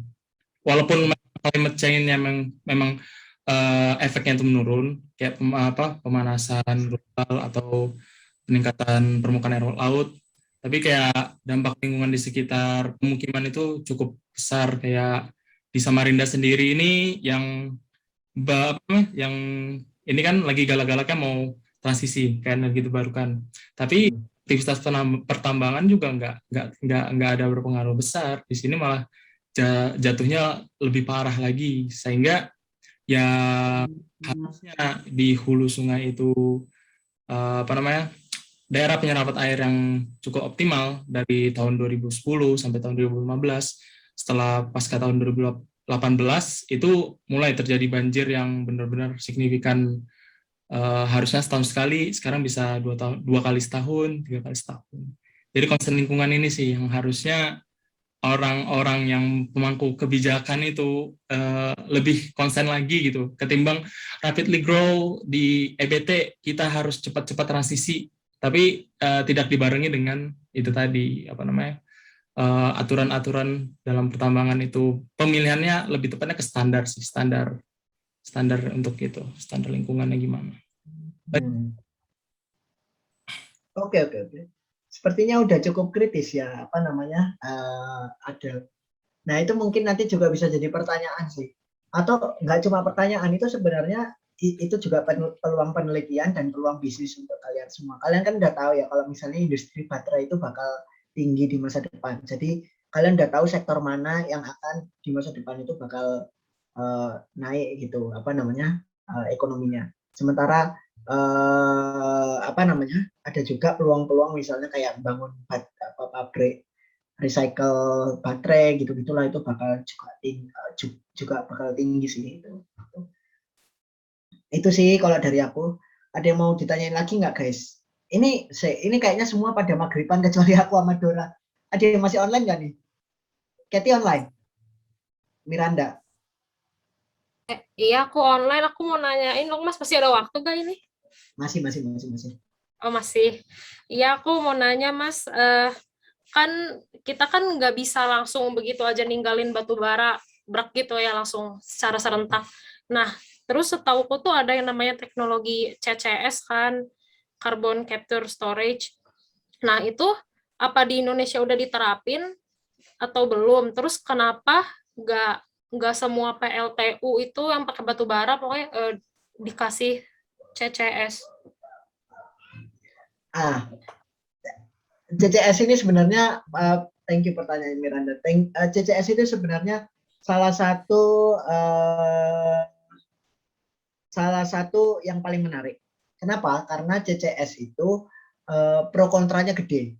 Jadi CCS itu pertama yang paling susah itu karena mahal. Jadi gimana adopsinya untuk ekonomi? Misalnya kayak gini. Kalau misalnya setiap PLTU batubara menggunakan CCS, apakah harga listriknya itu akan naik? Siapa yang akan menanggung biaya operasionalisasi dan biaya pembelian CCS-nya? Itu pertanyaan. Dan kedua, apakah CCS ini benar-benar efisien untuk menangkap emisi? Gitu. Nah, ini sebenarnya di Indonesia belum jalan kan, tapi kita benar-benar kayak masalahnya juga kalau misalnya kita bergantung pada batubara untuk mengurangi emisi ya kita memang harus tinggi CCS. Tapi kalau di negara-negara pihak-pihak yang progresif ke energi terbarukan ya, daripada pakai batubara mending pakai ini aja. Salah satu alasannya itu mereka sangat menolak CCS karena CCS itu nggak efisien sama sekali. Jadi di dunia ini itu udah banyak proyek CCS. Kalian tak kasih video aja ya, nonton aja. Ini ada video tentang CCS yang menurutku video contoh kampanye yang bagus dan apa istilahnya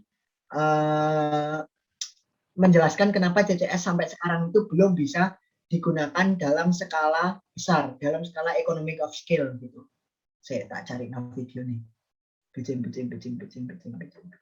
Tapi pakai bahasa Inggris nggak apa-apa ya Mir ya, paham lah. Santuy. Iki.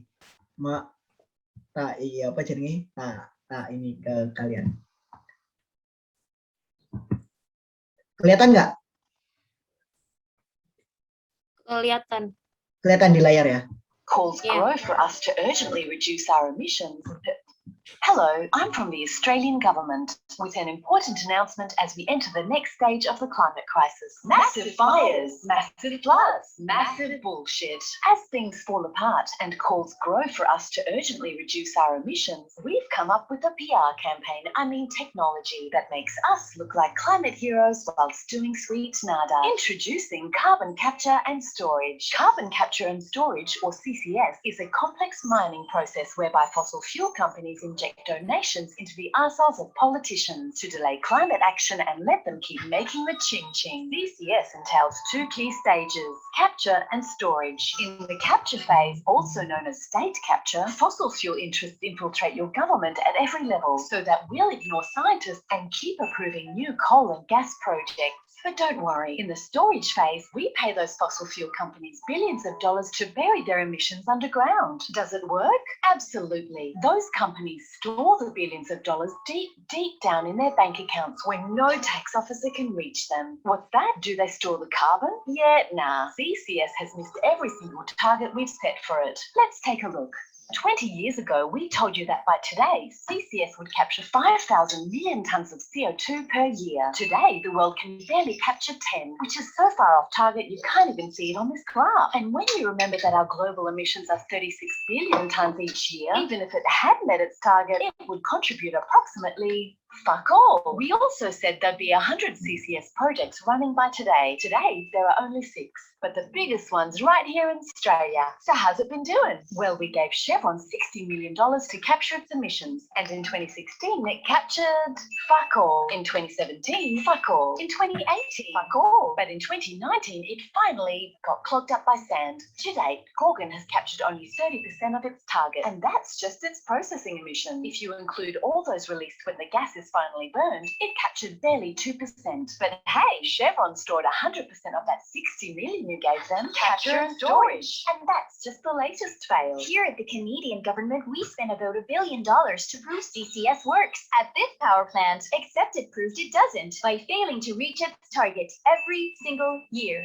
And here at the US government, we said this one would give us clean coal. It was years late, billions over budget, and then gave up because it cleaned jack shit, as did this one. And it's not just the technology that sucks, the economics do too, because CCS is so expensive that even if it worked, which it doesn't, implementing it would be unprofitable for our mates. Unless, of course, we make you pay for it, which is exactly what we've been doing by blowing $4 billion of your tax dollars on CCS, including these new projects we just approved. And the best part is we're paying for them by diverting funds away from agencies which are meant to subsidize actual climate solutions, like renewables and EVs. So to sum up, we're making you pay fossil fuel companies to reduce emissions by funding a technology that doesn't reduce emissions, with tax dollars that were meant for solutions that do, to benefit companies that pay fuck all tax in the first place. Capture and storage. There is another way to make CCS profitable: enhanced oil recovery. That's when the captured CO2 is used to flush out oil from deposits which would otherwise be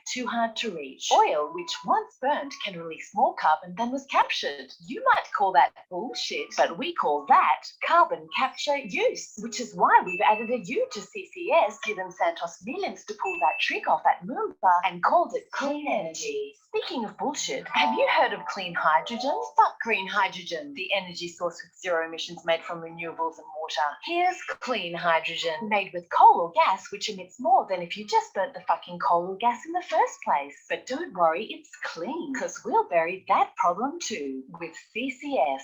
And those are just some of the new technologies we'll be using to avoid taking real climate action. And when you add them to the mix, you can clearly see what we're all about. Australian government. Authorised by the Department for prolonging the fossil fuel era and making you pay for it.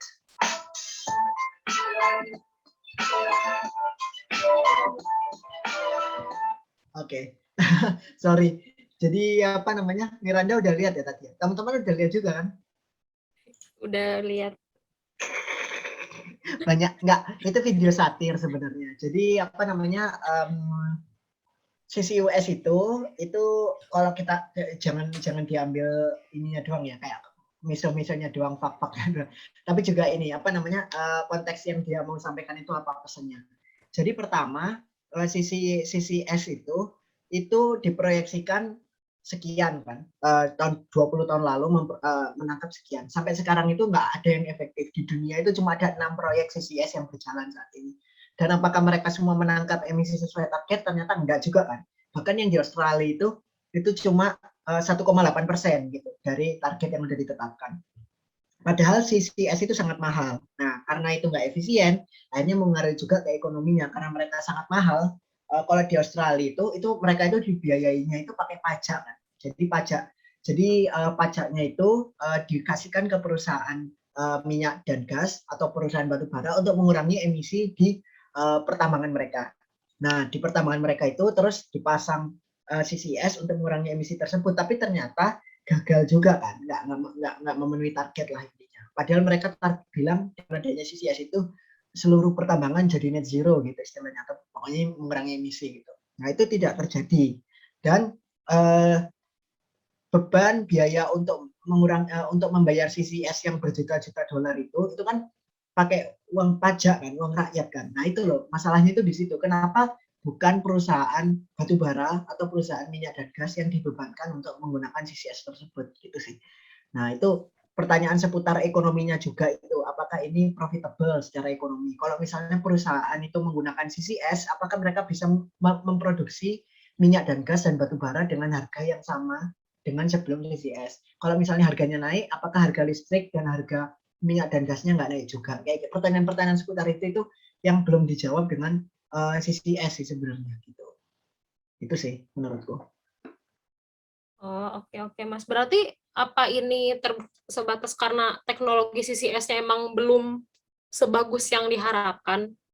Atau sebenarnya lebih dari apa namanya? Pertama itu karena tidak sesuai yang diharapkan. Karena tidak ada CCS yang sampai saat ini belum sesuai target. Itu pertama ya, dari perkembangan teknologinya. Yang kedua, dari segi ekonomi, belum ada teknologi CCS yang bisa diproduksi secara massal yang harganya itu bisa murah sehingga bisa digunakan secara cost efisien.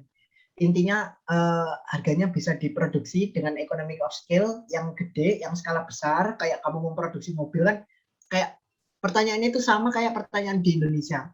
di Indonesia itu kan mahasiswa udah bisa bikin sepeda motor listrik, mobil listrik ya. Tapi kenapa nggak bisa diproduksi dalam skala besar? Nah itu. Nah, CCUS itu sama kayak gitu. Jadi mereka itu nggak bisa diproduksi skala besar karena memang mereka mahal, berjuta-juta dolar kan. Nah, terus habis itu karena harganya mahal, tidak bisa diproduksi secara massal dan tidak belum bisa dipakai untuk cost efficient measures. Misalnya batu itu dipasang di PLTU gitu ya. Apakah harga listrik yang dihasilkan PLTU itu nggak naik? Nah, kayak gitu itu belum ada sampai sekarang gitu. Jadi memang solusi teknologi dan ekonominya belum ada intinya itu. Ya itu Oke, Katie makasih, nambahin tuh Mas. di chat. Bukti Iya. CCS belum sesuai harapan. Iya. Elon Musk lagi buka kompetisi gitu. Ya memang nggak ada, menurutku juga apa ya, teknologi CCS yang benar-benar sesuai harapan itu nggak bakal ada aja. Kalau kalian mikir ya, CCS itu kan dibuat dari pertambangan, pertambangan materi-materinya itu aja udah menghasilkan emisi. Terus habis itu ya mereka dipasang juga mahal, nambahin biaya-biaya produksinya migas dan batu bara. Menurutku CCS yang paling masuk akal itu ya tumbuhan, anjir, masang tumbuhan yang banyak, pohon, gimana lagi, nggak ada yang lain menurutku ya. Mungkin teman-teman punya diskusi soal CCS ini. Kayaknya CCS ini menarik loh untuk diskusi dia karena ini terkait juga, biasanya yang pro energi terbarukan itu bakal benci CCS gitu, karena mereka menganggap energi terbarukan itu solusi. CCS itu cuma digunakan oleh orang-orang yang pro batu bara dan fossil fuels untuk alasan untuk melanggengkan bisnis mereka, tapi menggunakan uang pajak, nggak pakai uang mereka sendiri. Mungkin teman-teman mau ada yang berpendapat lain? Mau nambahin, Mas, aku nggak tahu sih, ini aku baca di IPCC ya, tapi kayaknya IPCC-nya udah lewat deh yang lama. Jadi dia bilangnya CCS kalau misalnya dikombinasiin sama bioenergi itu bakal jadi buat bikin pembangkit listrik yang net negatif emission. Nah itu iya sih, makanya aku jadi agak bingung setelah tahu kalau CCS tuh gak sengefek itu. Kenapa IPCC bilang CCUS itu diperlukan untuk kalau misalnya bioenergi dan CCS dikombinasiin, itu tuh bisa jadi pembangkit listrik, pembangkit energi yang net negative emission. Ya, tapi ya itulah masalahnya. Karbon negatif itu ya intinya ini sih Mas Idam, emisi yang dihasilkan itu lebih sedikit daripada O2, oksigen yang kapasitas bumi untuk memproduksi O2 dan menyerap CO2 gitu. Yaitu laporan yang paling idealis sih sebenarnya. Kalau institusi internasional kan biasanya menginclude semua solusi yang ada secara teoritis gitu ya, dan modeling-modelingnya itu untuk digunakan. Tapi pada kenyataannya ya dia teknologinya belum ada kok menurutku. Emang udah ada teknologi CCS yang berjalan yang sesuai target sampai sekarang? Satupun di dunia belum ada kan? Iya, di ininya sih masih banyak rintangan kalau katanya. Cuma nggak tahu ya, soalnya tulisannya masih limited evidence sih katanya. Jadi mungkin baru prospek aja. Itu menurutku IPCC juga menggunakan model ini sih, model CCUS yang diproyeksi bisa menangkap berapa juta ton ekuivalen CO2 gitu kan. Pertanyaannya apakah teknologinya udah ada gitu? Belum. Itu masalahnya. Iya. Oke. Makasih ya Mas Babang jawabannya. Oke. Santai-santai, tapi kalau misalnya kalian nggak harus setuju sama pernyataanku loh ya. Kalau kalian punya sanggahan-sanggahan monggo loh. Aku kayaknya jadi SJW sekarang itu kayak gimana banget gitu. Tapi ya aku mencoba terbuka dengan semua solusi, dan yang paling penting ini sih yang teknologi dan secara teknologi dan keuangan itu visible gitu, memungkinkan. Ada yang mau ngomong lagi guys? Bentar, aku anak telepon. Mas Idam, tolong take over bentar Mas. Loh. Kok di take over nih? Tadi udah dibahas belum itu terkait apa namanya? Pertanyaan dari Mas Aji tadi. Tadi udah sampai nomor berapa? Kan habis sholat maghrib tadi. Halo teman-teman.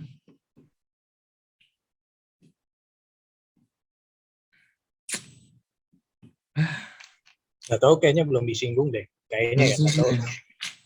Soalnya Baru join juga, Kak. Terus ae gimana? Ut? Monggo. foto dulu ae, foto Foto dulu dulu ae. aja yo. Ya wes, ben Ya. nggak kesuwen. Dan- Ayo iya. teman. On cam dulu, tapi babangnya lagi nelpon. Bang, kalau dengar on cam juga, Bang. Ayo Veno, Laura. Bah, di mana kau, Deng? Deng Kausar, di mana kau? Di rumah, Bang. Lagi ini, backlight. Oh iya, tutupan lampu kau. Aku koyake wis ngedabrus wake ya. Nanti diskusi berikutnya teman-teman gantian siapa sih gelem ngedabrus. Kausar. Mari Ki. Aku kan tadi ngomong dalam konteks global banget ya. Mungkin teman-teman nanti bisa ngomong dalam konteks yang lebih lokal. Mbak Im, Miranda, sama Dela, Butuh. sama TJ. Ayo TJ, ditunggu TJ. Johan, Yusri nang di Yusri. Lah, Bang, maghrib Oke. kembali. Johan gimana Johan? Nah, ayo Johan. Ayo, ini ku hitung sampai 3 ya. Gayanya gimana Mas Daud? Bebas lah. Bebas. Kayaknya R&D gimana dong? Nggak ngerti. Gimana kemarin gaya R&D? Gimana Sar? Kemarin Sar? Kiopoy. Kasih tahu Kak Kausar. Kasih tahu Kak Kausar. Kasih tahu Kak. Ayo. Kiopoy. Gimana, Fen? Nah, kok Veno bukan? Ayo no. Adel. Adel di tahun nih. Dong. Ya. Kemarin nggak berpose aku yang capture sekarang ya. Adel. Aku aja yang capture Del.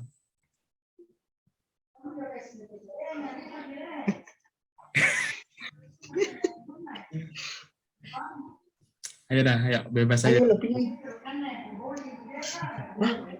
Ayo. Bebas ujung-ujungnya bebas. Bebas, sudah lupa semua. Ayo, 1,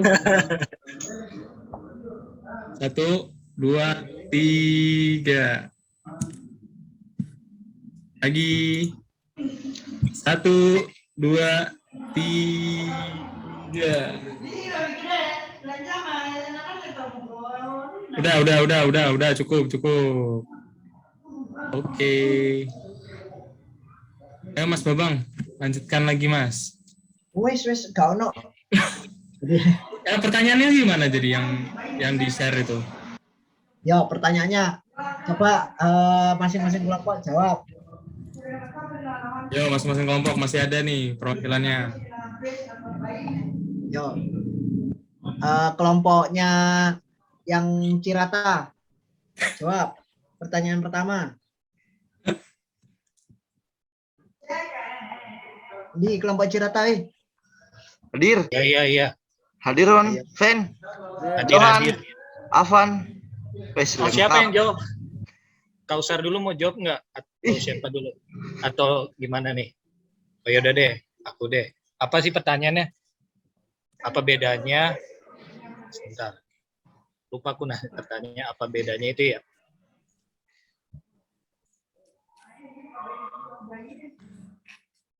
Apa perbedaan state policy skenario, announced pledges skenario, and net zero skenario? Oke, jawab ya. Kalau state policy skenario itu langsung dari ini, biasanya dia skenario dari pemerintahnya langsung. Jadi sebuah kebijakan yang dibuat pemerintah untuk mendukung beberapa poin-poin yang disampaikan oleh ini disampaikan oleh Announced Pledges Scenario ini atau APS itu sendiri gitu. Kalau si State Policy Scenario, nah itu tuh bisa disampaikannya secara langsung atau tidak langsung melalui biasanya pemodelannya si bottom up gitu dengan memperhatikan beberapa faktor gitu, kayak misalkan faktor gimana konsumsi masyarakatnya, gimana harga pasar energinya dan sebagainya kayak gitu. Biasanya gitu menyampaikan merumuskan kebijakan dan menyampaikan untuk memenuhi target-target dari APS itu, dan bisa juga mencapai target net zero juga gitu. Kalau misalkan APS itu dia lebih kayak memasang target-target gitu, kayak misalkan tahun 2030 nih, misalkan 10 tahun ke depan itu misalkan turun misalkan emisi 10% gitu, atau misalkan kenaikan dari ini misalkan electricity dari MBT naik gitu. Itu kayak target-target kayak gitu, target yang harus dicapai gitu. Kalau misalkan APS itu tadi yang announce pledges skenario. Kalau net zero skenario itu lebih ke pada saat target besarnya itu 2050 itu apa yang dicapai gitu, kayak idealismenya gitulah, kayak misalkan EBT lebih ini udah menguasai secara dominan gitu sebesar 90% kayak gitu. Di situ kayak emisinya net zero kan emisinya bersih lah gitu, atau minimal dikit 5%-nya atau zeronya gitu kalau net zero gitu. Kayak visi besarnya gitu, tujuan besar skenario yang besar gitu yang disusun itu, kayak misalkan industri juga udah ramah lingkungan juga, industri gitu udah mencapai ramah lingkungan juga gitu. Jadi net zero itu didukung oleh APS sama steps itu tadi, state policy scenario gitu. Gitu sih kalau menurut aku ya, kayak gitu sih. Tinggal gimana nanti dicek aja kalau salah apa kurang. Oke, makasih. Lanjut ke kelompok Jatiluhur, pertanyaan kedua. Halo, kelompok Jatiluhur ada nggak? Halo Mas, ada. Oke.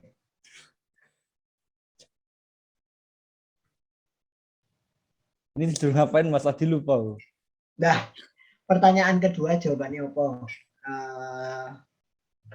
Yang di grup kan aku nge-share pertanyaan-pertanyaan yang harus dijawab selama diskusi. Pertanyaannya itu, apa saja kunci untuk menutupi celah produksi emisi dari announced pledge scenarios menuju net zero? Tadi sudah jelasin tuh dengan cara meningkatkan dengan cara meningkatkan yang berupa lupa tadi. Iya. Cost beneran aku tadi lihat tapi kau udah lupa ya. Nah, nanti PowerPoint-nya tak share, kalau kalian baca silakan. Jadi caranya itu adalah untuk dengan menambah cost effective measures gitu ya. Apa aja? Ya tadi renewable wind and solar, biomass, coal abatement gitu. Nanti tak share ke grup. Oke, kelompoknya cewek-cewek saiki. Bagaimana lanskap ekonomi dan energi global dalam net zero skenario dan apa perbedaannya dengan lanskap saat ini? Jawab. Kelompok cewek kan saiki? Dia kan masih Dam? Ya, ada Adel, ada Dela, ada Dora juga. Ada Dora, ya. Ayo jawab, girls. Apa jawaban pertanyaan? Galak bener, Bang.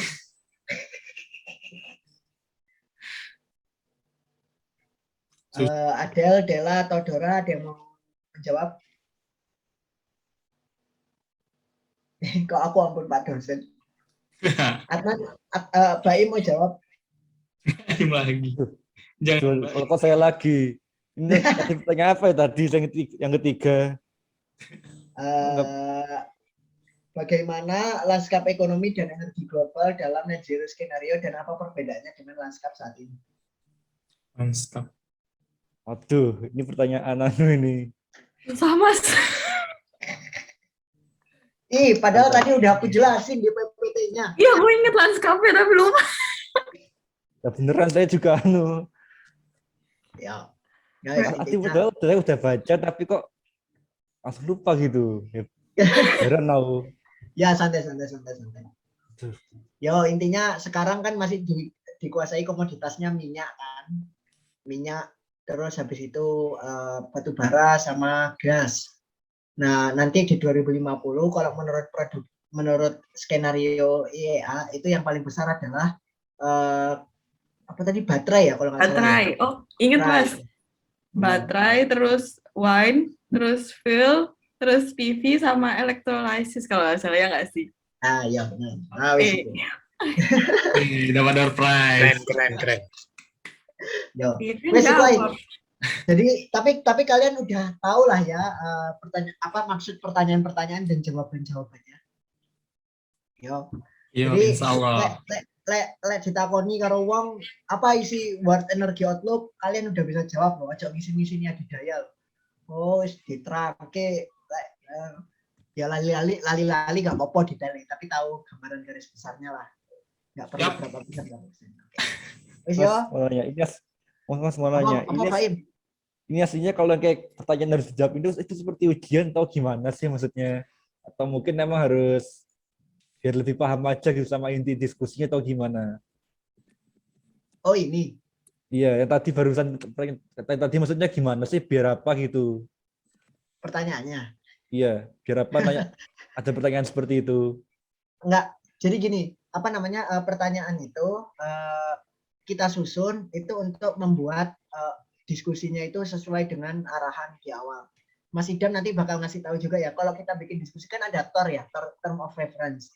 Nah itu ada pertanyaan-pertanyaan di diskusi yang harus dijawab gitu sih. Ya kan ya Mas Idam ya? Ya. Kita bilangnya itu KADMA, question, a discussion, must answer. Gitu.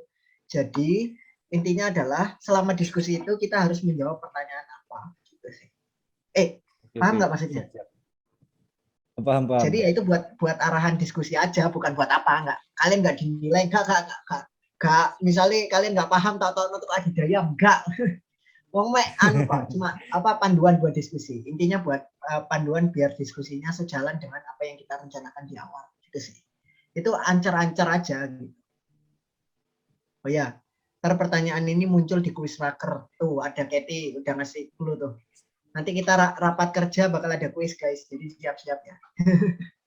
Rapat kerja ada kuis kayak kuliah ya. Ono hadiah. Kati kate ngirim ke Malang kate dikai door prize. Ya wis. Ini kita berhubung kita kayak kuliah, kalian semua tak kasih PR ya. Parah kayak kuliah, Mas.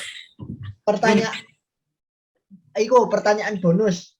Yang terakhir, apa saja bias yang terdapat dalam World Energy Outlook tahun 2021? Masing-masing kelompok harus bikin jawaban nanti waktu waktu raker kalian jawab. Ya. Jelas ya semua? PR pertanyaan kritis tuh, apa bias yang terdapat dalam WO? Ayo coba kalian menjadi kritis. Apa saja bias-biasnya? Wes ya, makasih. Wes, mari. Ayo. Ini dulu, foto dulu sekali lagi. Loh, lama nggak wes? Tadi kepotong notif. Notif apa? Notif komputerku. Oh, ya wes. Muncul kabeh. Ampun, Pak dosen. Ayo teman-teman, sekali lagi teman-teman. Yang lagi di podcast Deddy Kobusier minta tolong.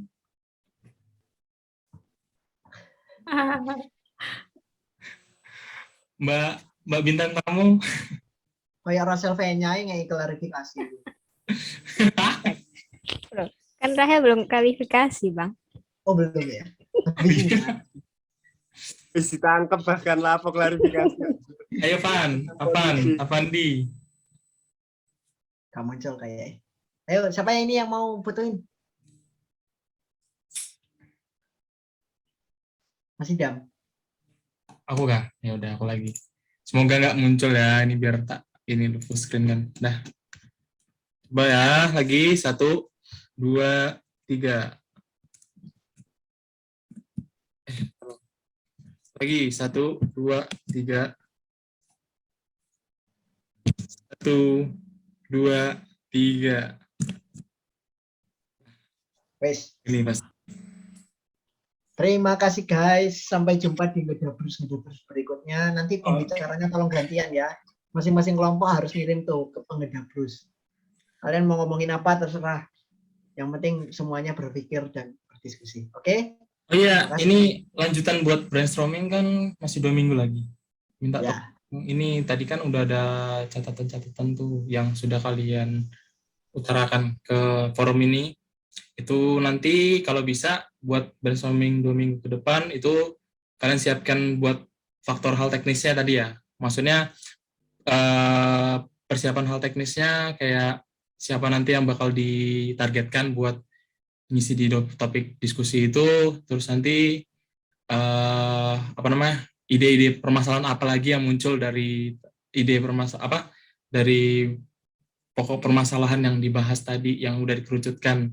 Nanti itu yang katanya Mas Aji tadi itu jadi pertanyaan di di tornya lah, anggapannya kayak gitu. Jadi mungkin soalnya kan 2 minggu lagi, itu kan 2 minggu lagi, 2 minggu ke depannya lagi itu harusnya udah pelaksanaan diskusi atau execute-nya tuh udah di 2 minggu ke depannya lagi. Jadi minta tolong dipersiapkan. Nanti kan itu dari sini ada 2 kan, udah ada yang terkait mobil listrik sama yang PLTS tadi, PLTS Apung lebih tepatnya. Nah kalau misalnya mau ditambah lagi dari kelompoknya Mas Baim, itu CCS tadi, bisa tuh. Kalau misalnya mau di brainstorming lagi. Misalnya ya sedapatnya lah untuk brainstorming. Nanti kan bisa juga dipakai untuk, kan diskusi kita kan ada 3 nih buat yang harus ada dilaksanakan. Nah dari 3 itu ya kita lihat nanti kesiapannya ada di mana, yang bisa maju duluan tuh yang mana gitu. Itu aja sih kalau dari aku. Oke. Di mas-masnya kayaknya Mas Agung sama Mas Mukni udah nggak ada di sini, lagi berhalangan tadi, udah izin dia. Ya udah, jadi gimana Bang? Ada tambahan lagi? Udah. Sudah ya. Ya udah teman-teman, makasih banyak sudah meluangkan waktunya buat hari ini, buat brainstorming hari ini, buat diskusi hari ini. Semoga sehat selalu teman-teman semuanya. Tetap jaga kesehatan, jangan lupa prokes dijalankan biar aman juga semua. Ya. Oke, makasih. Teman, makasih banyak ya. Sampai jumpa minggu depan lagi. Dadah. Jangan lupa raker tanggal 30, lupa ngasih tahu. Raker ya minggu depan ada PR kerjain. Dipersiapkan aja. Kalau misalnya memang berhalangan dari jauh-jauh hari, kasih tahu ya informasi. Ya. Oke, makasih teman-teman. Ya. Absen lebih dari 3 kali nggak lulus. Assalamualaikum. Ngawur.